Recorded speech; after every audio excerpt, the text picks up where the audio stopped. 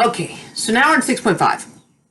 All right, and well, we got our last section, the central limit theorem, was something about the standard deviation. And if I'm just doing a sort of meta study, I'm doing statistics on statistics, the mean of all the means, the standard deviation shrinks down. And I said that it was the standard deviation, like it used to be, divide by the square root of the number of people that you asked. Okay, and now this section's trying to use that little formula. All right, now if I was like studying IQ or whatever, and I ran outside and I grabbed one person, and it turned out their IQ was 130, well, that's pretty rare. Okay, and it would come out with some really low probability. And that would be, I would use normal CDF on that. Okay, that was the problems from section 6.3. But it could happen.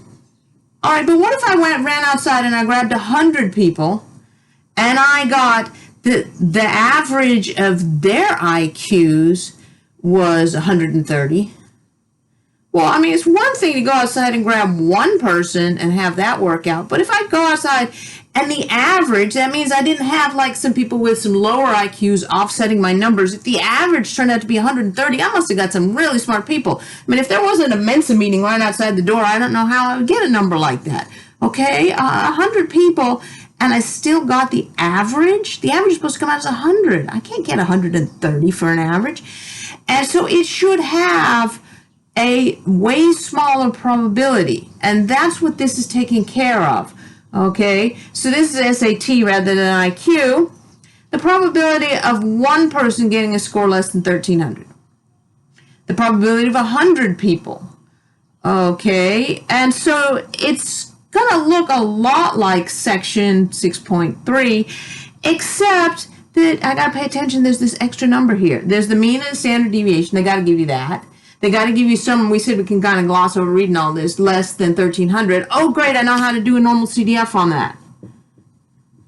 Normal CDF, okay, it was less than, so negative 1E99, comma, 1,300, comma, okay, then I put in the mean, 15, 18, 325. All right, that's exactly what you could have done back in section 6.3. Nothing new about that one. Okay, so distribution, normal CDF, negative 1E99, comma, 1,300, comma, 1518, comma, 325. 0.2512.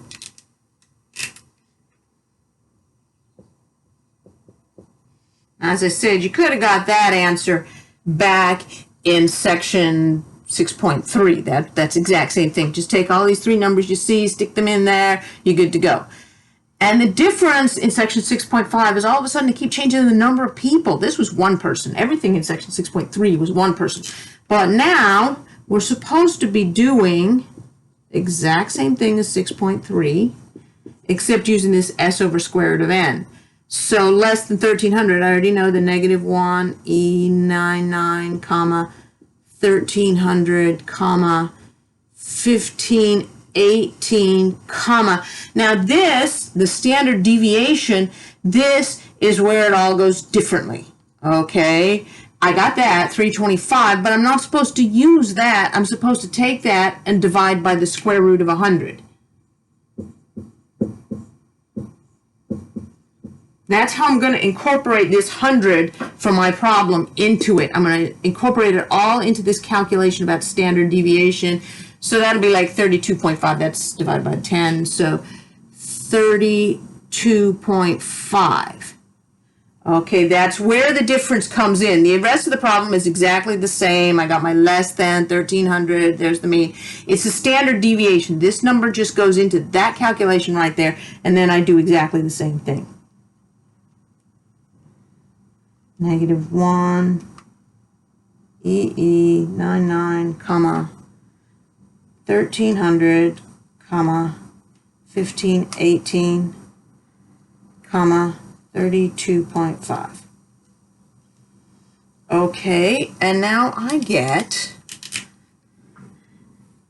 9.94 E negative 12. All right, it's probability. First of all, the probability can't possibly be 9, okay, or 10 if I round up. It's not, because probabilities are between 0 and 1. And what is this E negative 12 doing there? That is scientific notation. That says move the decimal point 12 places to the left. Okay, so it's like 0.000000000000994. It's a really small number, okay? A whole bunch, 11 zeros out here before I even get to the 994. The probability of finding 100 people averaging up their SATs and getting that low a number, that would be really small. That's not going to happen. Okay, so when you're doing these problems, if your calculator tells you some kind of E negative 12, E negative 4, E negative something, write that part down. That's part of the scientific notation that goes with it. Okay, you're supposed to put that on there. It doesn't matter if you don't change it into like normal numbers. You don't have to switch it into the 0.000000000000994. You don't have to change it into the decimal version, but you do have to write down that. All right, now some other SAT problems. So let's see. Now that I've kind of got the hang of it, I know I'm going to start with normal CDF. Between, okay, so 1450, 1600, 1580. That's all exactly the same. All right, now I got to do that S over square root of n thing. Okay, so it was 325 divided by the square root of 64. Okay, so I'm giving you nice numbers you can do in your head here. Square root of 64 is 8. So 325 divided by 8 is 40.625.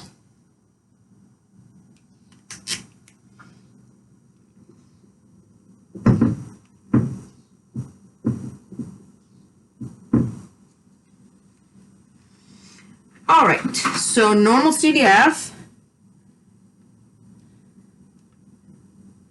And then put in 1450, 1600, 1518,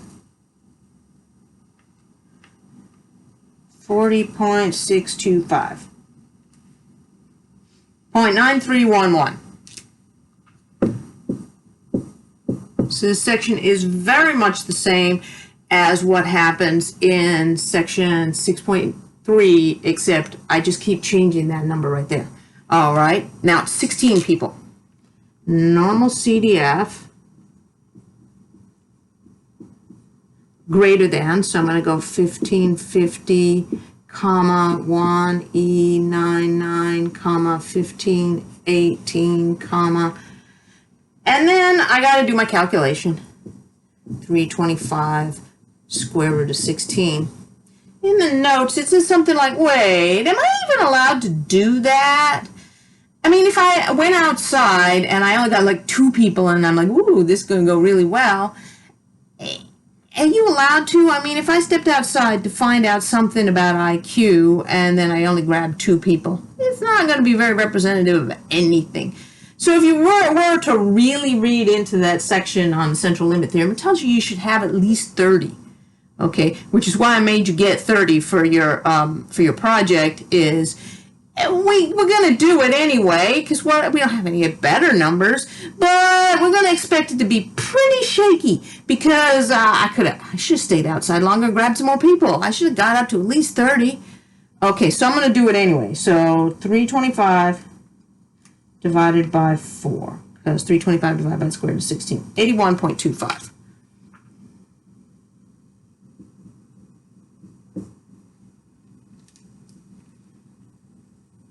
All right. Normal CDF 1550, comma 1E99, comma 1518, comma 81.25. 0.3468.